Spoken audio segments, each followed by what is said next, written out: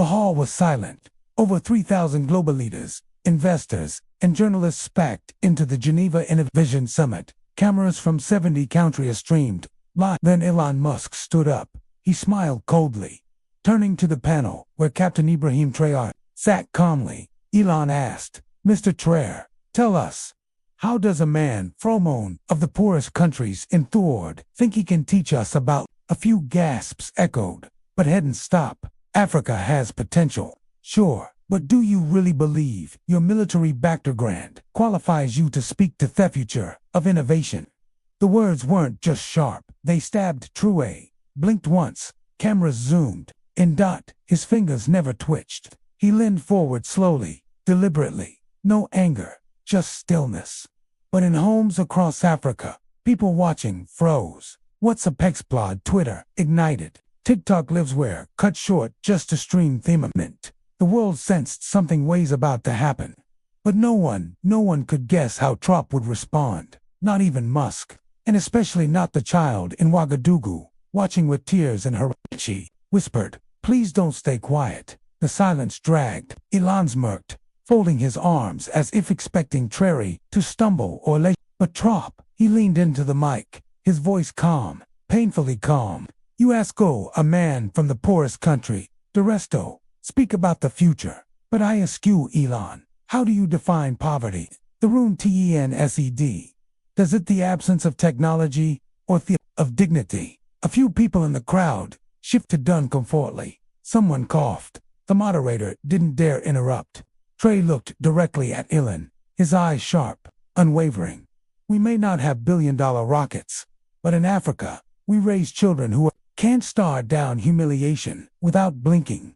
Gasps, real ones. One African woman in the crowd whispered to her seatmate, "Did he just say that on live TV?" Troy wasn't finished. "Your question wasn't about leadership, it was about status, and status doesn't scare me." In Burkina Faso, a grandmother created quietly into her hands. In Detroit, a black teenager stood and clapped at his screen across continents. The world wasn't just watching, they were feeling and they were beginning to weep. Trump paused just long enough for the words to settle in every heart. Then he told a story. "When I was 8 years old, I watched my village lose its only water pump because a company from the West bought the land and locked it up. Theron went still. I remember my mother boiling muddy water, whispering to God, thought we wouldn't get sick. That was the day. I promised myself I will protect people." His voice cracked, not from weakness, but memory. "You call my country poor, but you never ask what made it that way." The moderator reached for her earpiece. The director backstage waved frantically, cut the mic, but it was too late. The stream had already gone viral. On social media, millions were watching in tears. In Cape Town, a young woman texted, "This man speaks my pain."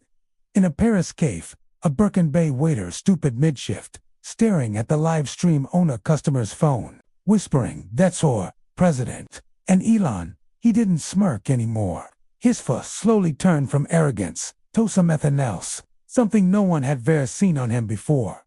Doubt. Traoré reached into his coat pocket. Slowly, carefully, he pulled out a folded piece of faded cloth. It was soft, worn from time, light blue with tiny white flowers. He held it up. "This was my mother's headscarf.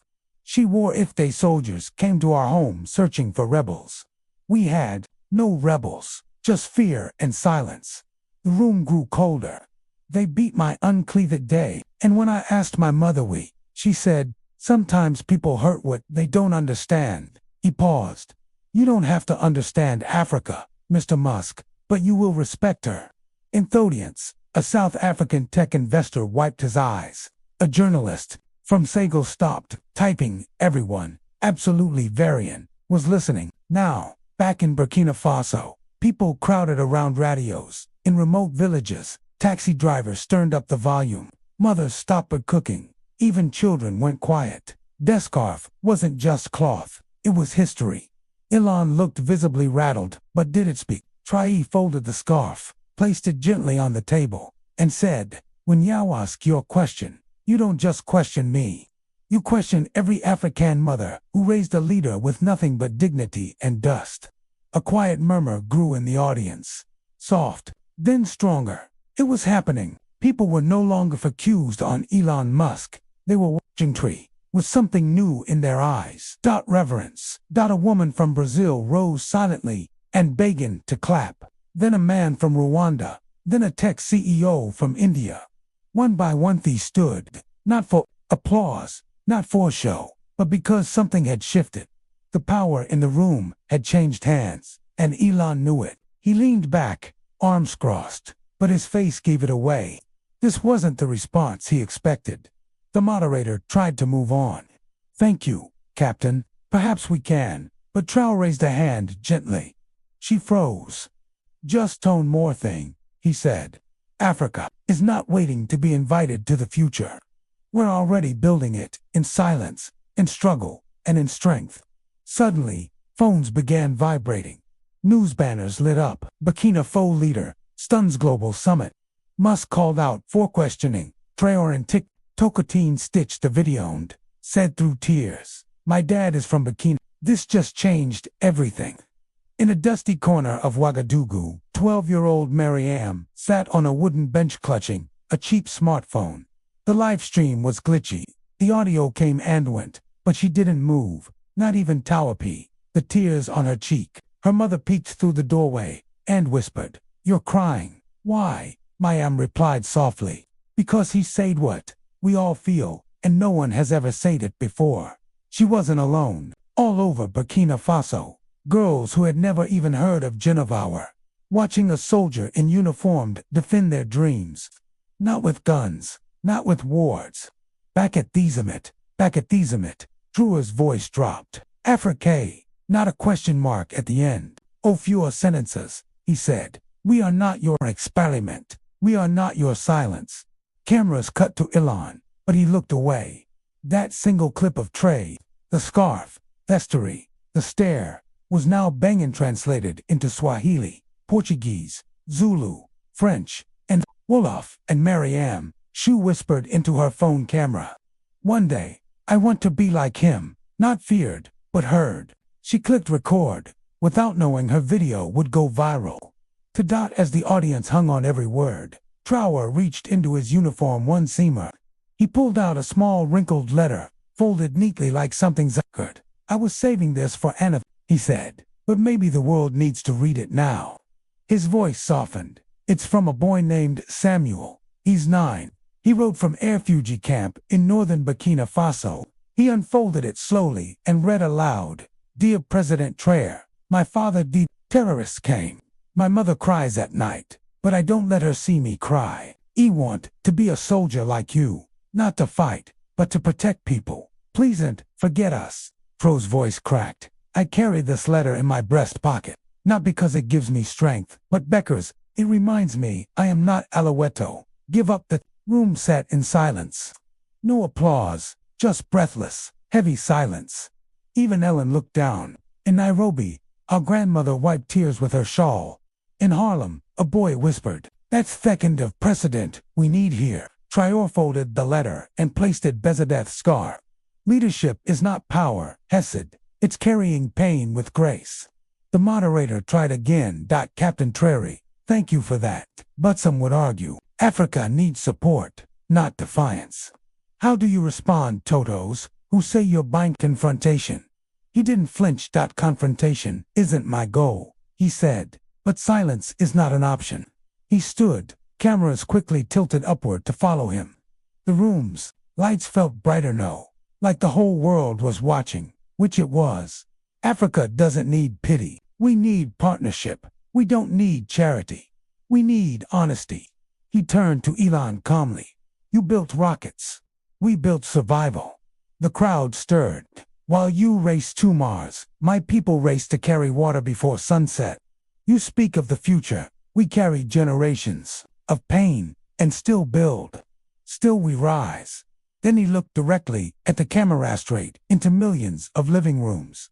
"This moment isn't about me. It's about every African child watching, wondering if they matter in the eyes of the world." In Ghana, a teacher paused her class told it. Her students watch. In Belgium, an African diplomat stood and clapped alone. a silent embassy room. For the first time ever at this summit, some people were crying openly. The applause that followed was not thunderous. It was low, shaky, and real. The kind that happens when hearts are too full to move fast. Some clapped with their hands, others with tears. A woman from Sweden took off her headset, wiped her eyes, and whispered to no one, "I've never heard truth like this." Elon Musk remained seated, arms folded, gaze unreadable. But one thing was clear. The energy of the room no longer belonged to him. Trop sat back down quietly. The moderator, visibly shaken, said, "Would anyone like to respond?" But no one moved. Not the German AI expert, not the Chinesequan physicist, not even the American sitter, seated at the front. For a moment, the world remembered something. That dignity is not measured in dollars. That courage is not measured in fame. That a quiet man in a uniform had just reminded them what leadership truly means. In a cafe in Lagos, a mother whispered to her son, "This is the kind of man you'll become when your heart is clean." The summit was supposed to be about, instead, it had become Allison in humanity.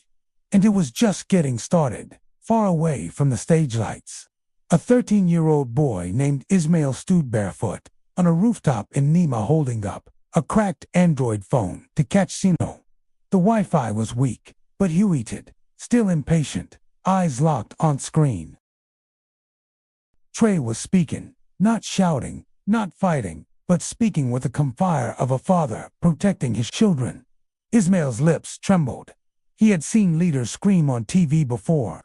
He had seen empty promises and fake smiles. But this man, spoke like he meant every word, with weight, with history, with pain. Ismail turned to his little brother. Hoa is barefoot, drawing maps in the sand with a stick. He sounds like Baba Hesed, like when Baba told the soldiers to leave Mama alone. Their father had died 1 week later.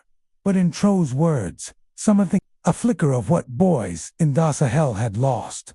"One day I'll write a letter."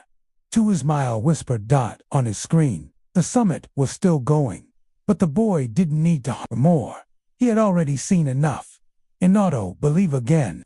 Backstage, a storm was. As Trey stepped off the stage for a short break, an aide rushed toward him. White badge, pale face, shaking.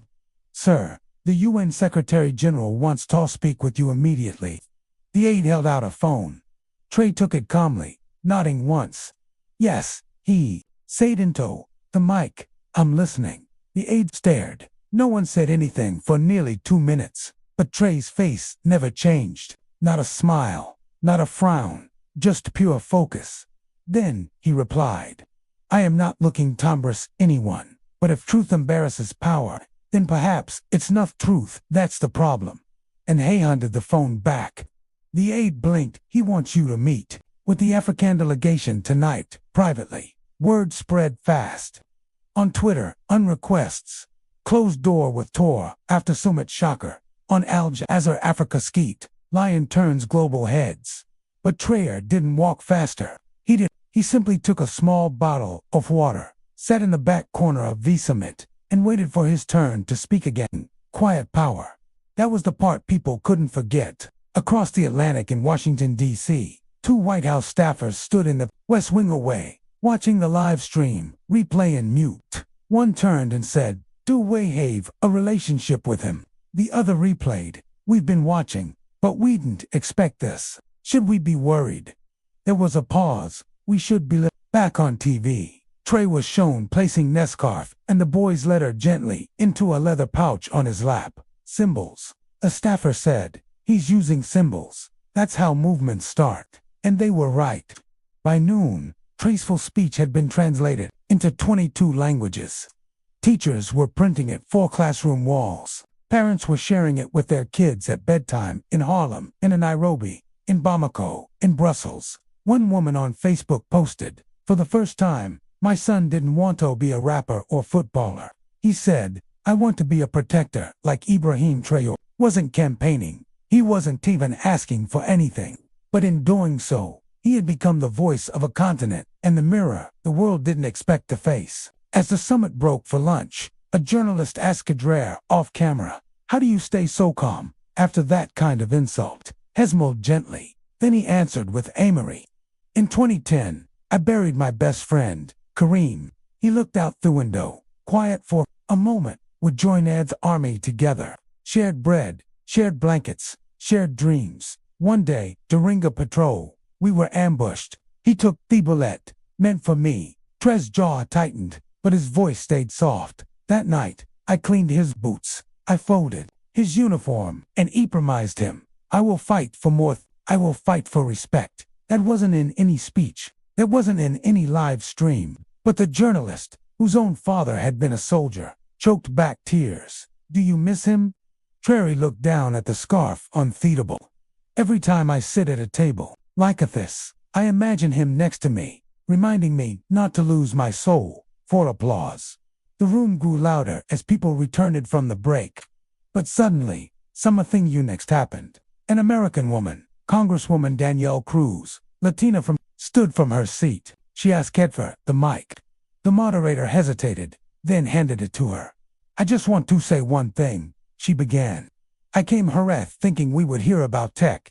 I didn't expect to be reminded what truth sounds like." She turned to Trump. "Sir, I apologize. Not because I asked scoured question, but because I've stayed quiet for too long when others did."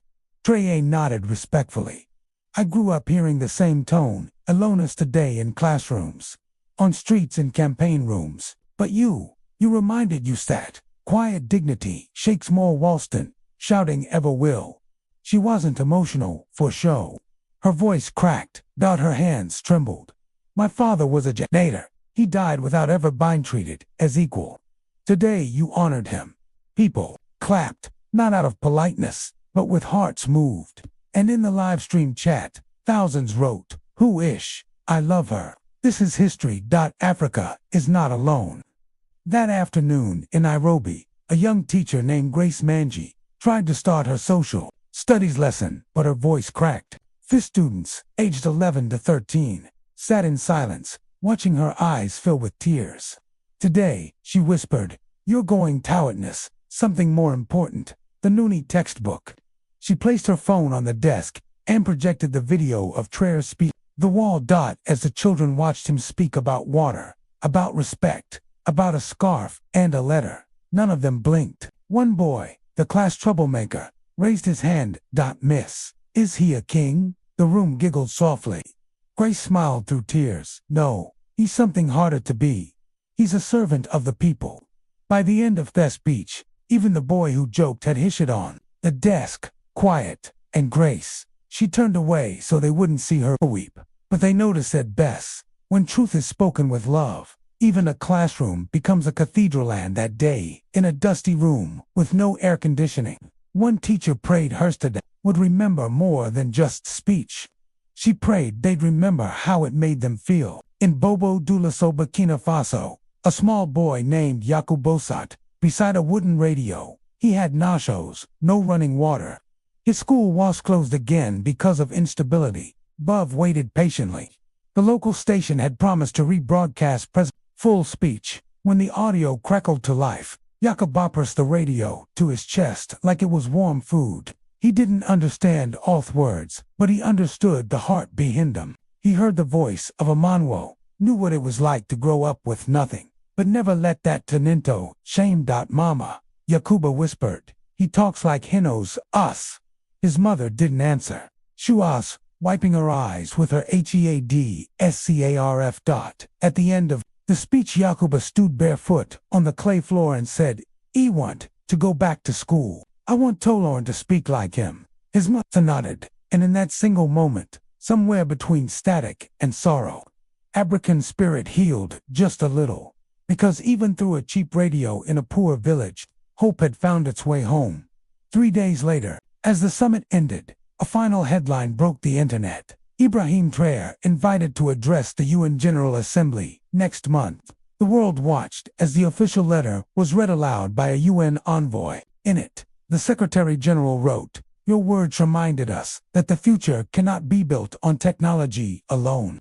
Without truth, courage, and humanity, there is no progress. At first, Trey said nothing. Then, quietly, he agreed. Buttonly, under one condition. I don't want to give a speech in New York, unless Miriam, the young girl from Ouagadougou, can attend to. I want her to see. The voice lives inside mine. The unagreed, and soon the photo broke every platform. Traoré, standing beside a young girl in a simple dress and headscarf, both of them smiling hand in hand. One Twitter comment said, "In a world of noise, this is what leadership looks like." In villages, schools, and homes across the world, people cried not because autophagy, but because dignity had finally been given a microphone. A week after the summit, Elon Musk released a short statement. I asked a question I thought was bold. I didn't expect to receive an answer that would humble the world. I was wrong. Captain Trump, thank you for your grace. But True didn't respond. He didn't need to. He was already on a plane to Ghana to meet victims of flooding. Then on to Niger to speak with children displaced by violence quietly, without cameras, because he never did it for praise. He did it for a fourth boy with no shoes, the girl with no books, the countenant whose voice had been silenced for too long. And that final clip where he turns to the summit audience, looks directly into the camera and says, "If one sentence can shake a room, imagine what a generation can do." That one moment, it became the most shared political video in African history, and millions wept. If history moved your heart, if you cried forth children or smiled with pride, if you saw your own family in this journey, please don't just scroll. Click like to hone dignity. Drop a comment to let the world know Africa is rising, and hit subscribe so we can keep telling stories that remind the world who we truly are. Let's build something real. One tear, one voice, one truth.